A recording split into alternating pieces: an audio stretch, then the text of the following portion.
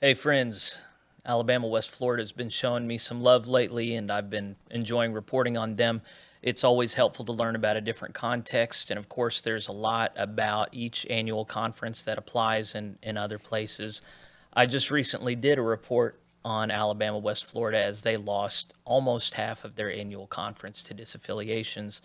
And then I did a report, a correction to that report because I didn't spend proper time and attention on some things, or I needed to correct false impressions. One of the things that I need to correct now is the false impression I gave that Bishop Graves is interested in a fair, even-handed exit process for conservative churches, as I had been told by many people there up until, well, that's what this report is about. Up until very recently, he has been relatively fair. He's said he wants to help churches get where they need to go. He said that other caucus groups are welcome to come present at local churches, even if they aren't affiliated with the conference. He really seemed to be, he publicly decried churches using it as a property exchange or a way to get power. But even so, he allowed churches to follow their consciences and leave. That's changing now. And we could say maybe it's not Bishop Graves, maybe it's the Board of Trustees, but I think it's pretty widely known that in pretty much every annual conference, the Board of Trustees follows the lead of their given bishop. So in this article, updated on May 11th, 2023, the title of the article is, quote, "Division is of the devil. United Methodist Bishop says as 193 churches disaffiliate." This is a decent article written up about the bishop and his rhetoric. Just as a sample, I'd like to use scripture to tell you to behave and become better Christians and love each other more, Graves said, for division is of the devil. Graves said that the church should focus on Jesus and his mission on earth, which includes exorcising demons from the church and our lives. And yes, there are principalities of the world that are walking into our churches each and every day. Satan is at work against the church, Graves suggested. Your hopes have been truly crushed by Satan's manifested schemes, Graves said. If we don't believe in spiritual warfare, we better get in tune, friends. Now, of course, he's right. There is spiritual warfare going on all the time, and the church has been beset by Satan since day one. Even so, conservatives are leaving because they believe that the UMC has pretty much been given over to the forces of this world, and that the institution no longer has the discernment to identify the enemy within that seeks to undo it. So people like me would say that the cause of social justice, the social justice warrior is the hostile invader into this denomination that was established to spread scriptural holiness across the land. Bishop Graves would identify the enemies actually as those who have taken offense to the presence of the social justice warrior community and are wanting to leave. He's saying that we are under the thrall of Satan. So this is a really problematic position for Bishop to take. And very soon after annual conference ended, a new trustees policy was released that you should see on the screen now. It was updated on the 5th of this month. I've gotten no fewer than 5 emails about it from different people who are very concerned and upset by this, because this is a complete change of tack for reasons that we're going to see. I'm going to read through it. I'm not going to read every single word, but we're going to focus on some of the really problematic approaches here and the hostility that it's almost certainly going to cause in the remaining months of this year. Because as you recall, paragraph 2553 is the only paragraph, according to the Judicial Council, that can be used for disaffiliations at the moment. And whenever you have a strict interpretation of it, then no conservative churches can get out, except for maybe if you do interpret it some ways that we'll talk about.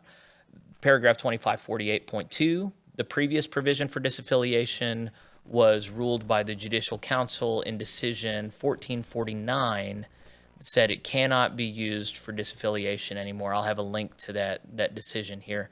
It says the process in paragraph 2548 point 2 may not be used as a pathway for local churches to disaffiliate from the United Methodist Church. So 2553 is the only path. You'll also see in this document that 2549 also applies here. So up at the top, you should see it highlighted. It's the disaffiliation policy and paragraph 2549 exit policy updated here. So these stipulations, the only stipulations for disaffiliating from the denomination, are now under this strict process here that very much flies in the face of what had been done before. Now, you might recall that there was a Judicial Council decision that we do not need to inquire about the state of the conscience, the reasons of conscience as to why it is that a church is disaffiliating. That was in paragraph, in decision number 1476. And of course, we'll have links to this in the bottom of this email.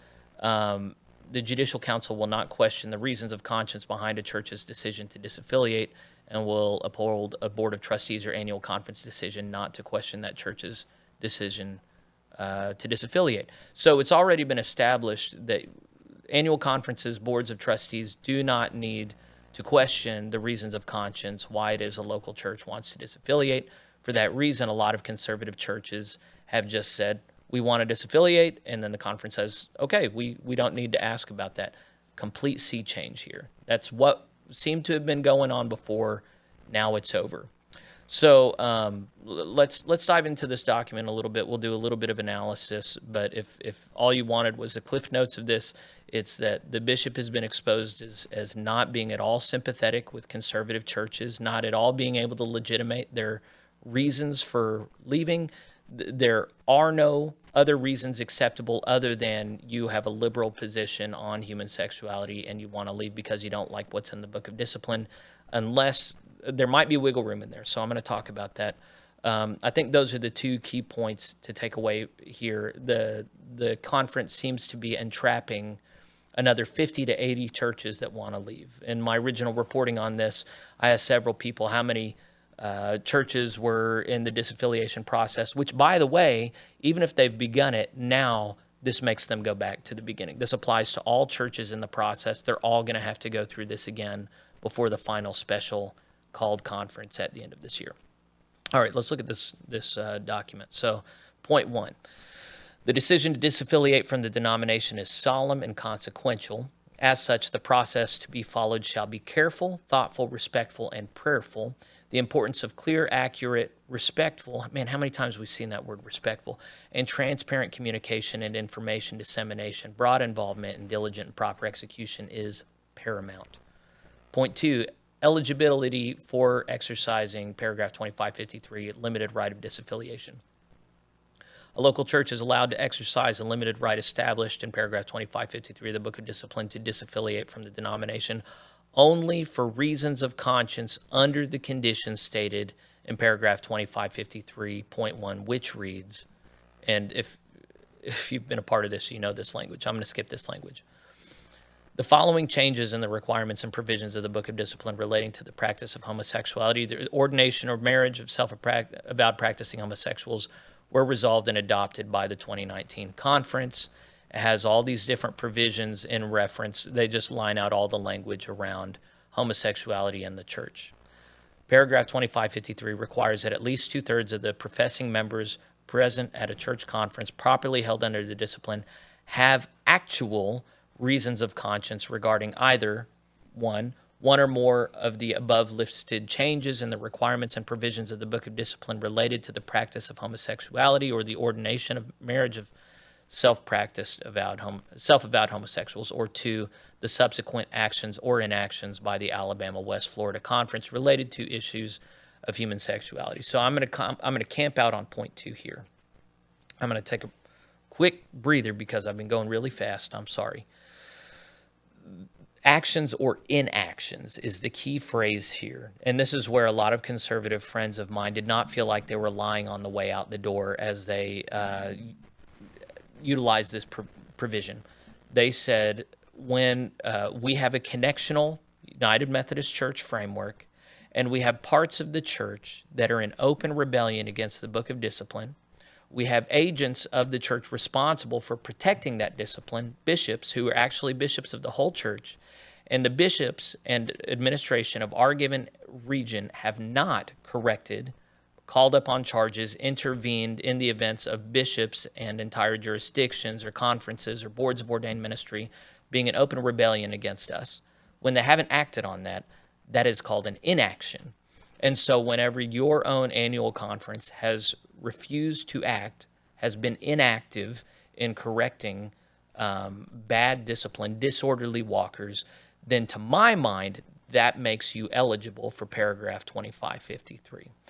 In my own former annual conference here in Oklahoma, I got out, the DS got to choose whether or not you had to explain your reasons of conscience. I got out right before all the DSs were requiring churches to spell out your specific reasons. I knew of other clergy and churches, other churches that were asked and told, you have to state your reasons of conscience. And when they said, part of our reasons of conscience is that our bishop and our leadership have not corrected the rebellion of other parts of the church, they were flatly told that reason does not apply. End of conversation. You're going to give us another reason or we're not going to let you go. So they had to come up with other reasons that they felt good about and that fit, and I don't remember all the particulars of that. So anyway, what one of my big questions here is, the first one was, are they really going to make this apply to paragraph 2549 as well? If so, then I don't see the point of it. And the reason I ask that is because 2549 is at the top of this document. But the second question is, are they going to allow this explanation of the inactions of this? They'll say it has to be about this annual conference. Well, it is the inactions of your annual conference. Will that be an acceptable reason? If not, I'm of the mind, I'll say it very plainly right now, and I'll say it a few more times as we go through this. I don't think there is any way for conservatives to exit without lying several times and completely jeopardizing their integrity. I think this has made it impossible for conservatives who take honest speech seriously to get out.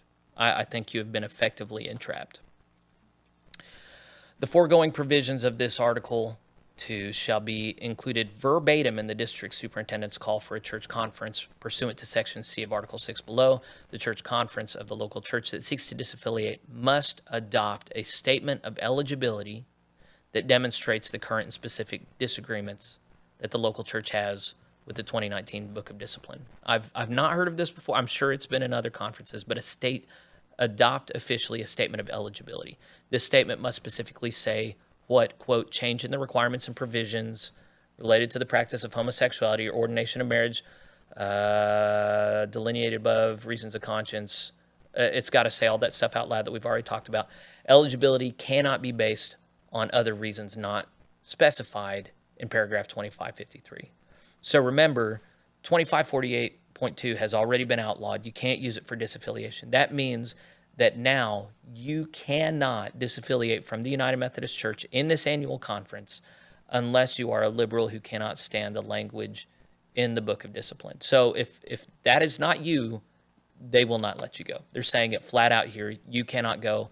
Doesn't matter what your theology is, what your conscience says, you cannot go.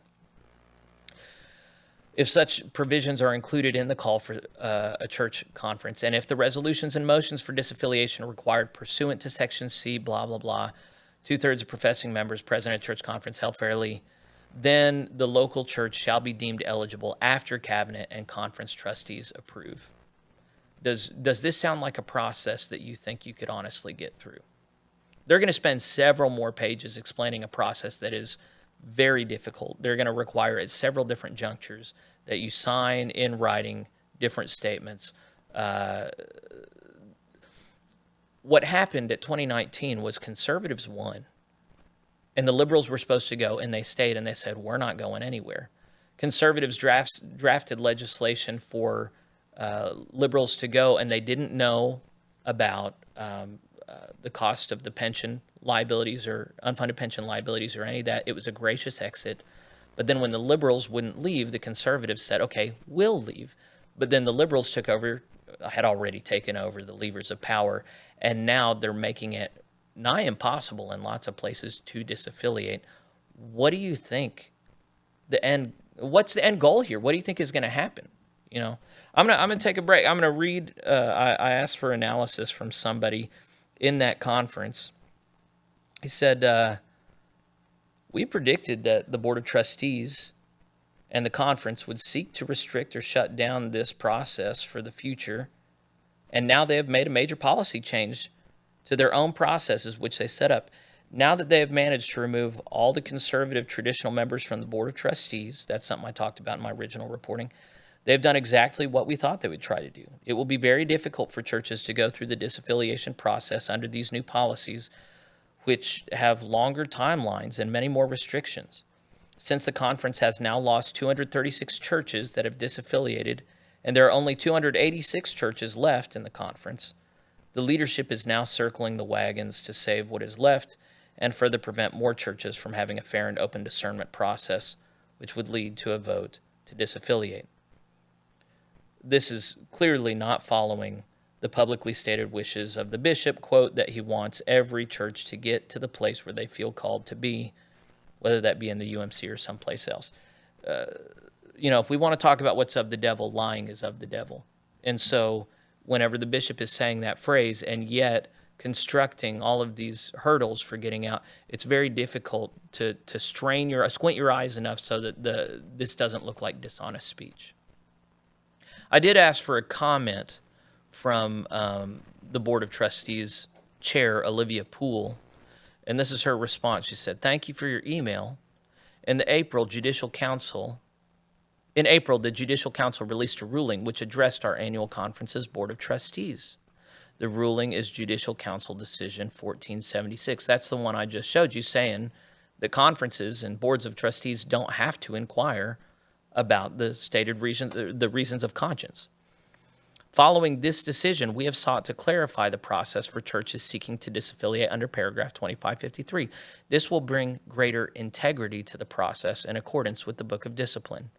In the upcoming weeks, we will provide educational opportunities for congregations seeking to exit under paragraph 2553. Grace and peace, Dr. Poole." I also reached out to Bishop Graves. I'm going to check my inbox, see if I've heard back from him. No, I haven't. So here, what they're saying is we need to have integrity. We got a bunch of lying conservatives. She's not saying this. This would be how I interpret it. Lying conservatives who've been using paragraph 2553 when it was designed for liberals. We're going to put an end to that. We're going to help them maintain their integrity. And that would make sense if the institution hadn't already lost its integrity by allowing people to remain in good standing who clearly don't care about the doctrines and disciplines of the United Methodist Church. But it's the pot calling the kettle black whenever they're saying you have no integrity. The whole reason we're in this mess is because you don't have integrity. And so, you got the two Spider-Men pointing at each other. I should get rid of that mental image. But it's just not helpful to hold on to each other. If you remember that Chris Ritter article, I don't remember what it's called. I've cited it several times. He says, this is like a Nickelback concert that nobody wants to be at. The music is starting to play.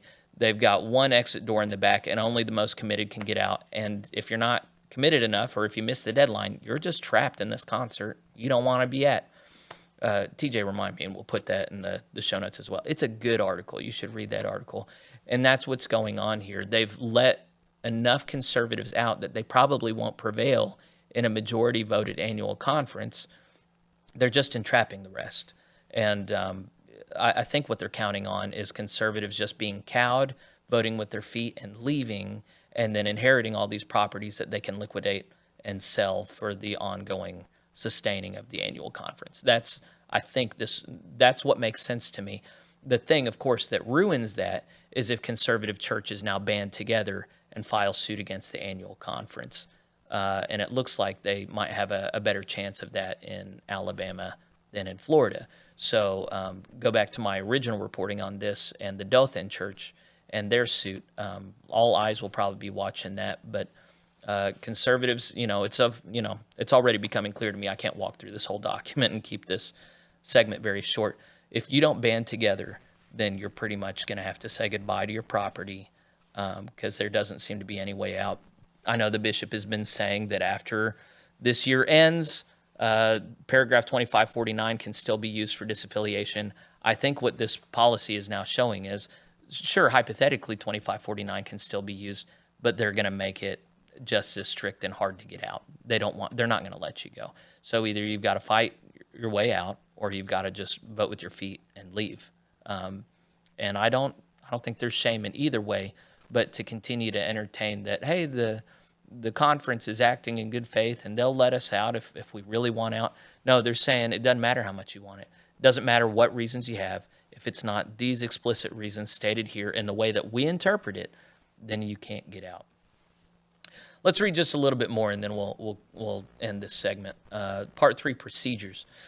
The local church may enter into the disaffiliation process after a majority of church council votes to proceed under paragraph 2553. The church council must adopt an eligibility statement. This statement must specifically say what, quote, change in the requirements and provisions of the Book of Discipline related to all this language, delineated above, or the reasons of conscience related to actions or inactions.